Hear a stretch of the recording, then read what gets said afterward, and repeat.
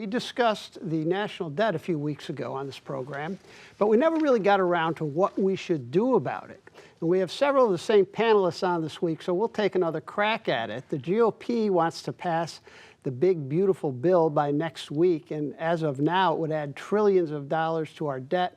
So, Sarah, if you were advising Congress, what would you do to get our fiscal house in order? Well, I love the idea of being queen for the day and just deciding.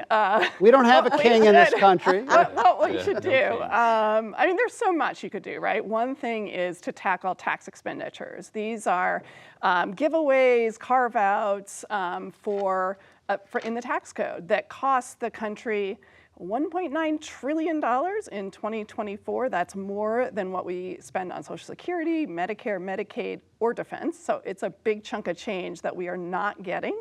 Some of those are really progressive, like the EITC Earned Income Tax Credit. I would keep those.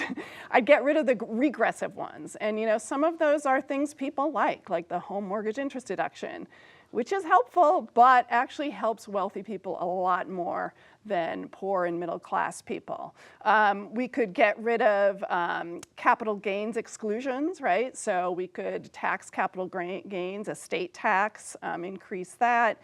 We could get rid of large subsidies for agriculture and agribusiness, which would be $1 trillion in savings over a decade.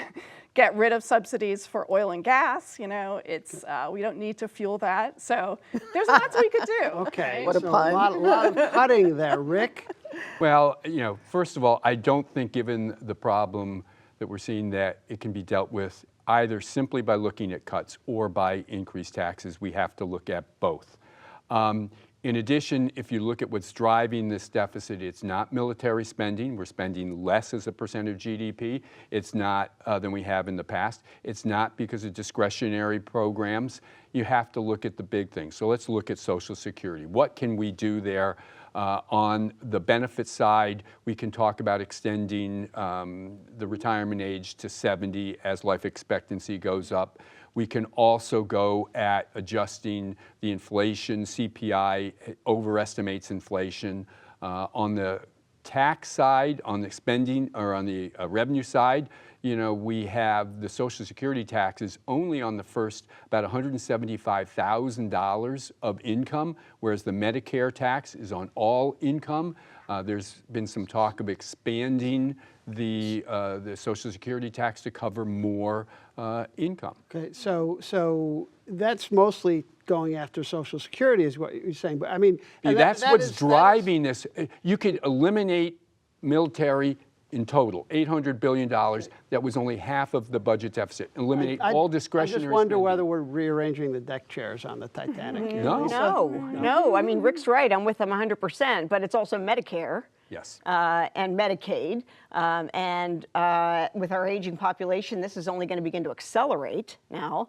And there are things we can do there too. I mean, we are, as you said, we're already taxing, we're taxing, there's no cut on taxes for payroll taxes for Medicare, but we could means test Medicare. And we could do a much better job of curbing prescription drug costs, Medicare, giving Medicare more power to negotiate on drug prices, which are going to be, as medical science advances and drugs get more sophisticated and more expensive, usually that just means a greater profit margin for the pharmaceutical industry, and so I think that's something we could do. Right. But the other thing now, unfortunately, is now this is a vicious cycle because now interest on the debt is in here too, and so when times are good, we have to look at things like paying down some of that debt in advance. All right, so we only have a few seconds left. So Nina, is there some solve the problem in 20 seconds? No, I'll just share with you my gripe that we're talking about all of these cuts and the adjustments and what we should do, which is appropriate, but partly in this situation because of the 2017 tax cuts. Why are we saying that we've got to find, ways to make the poor pay for tax cuts for the rich instead of dealing with that and then means testing Social Security specifically so that benefits are reduced for wealthy individuals? That framework has already been set. That's all I got to say.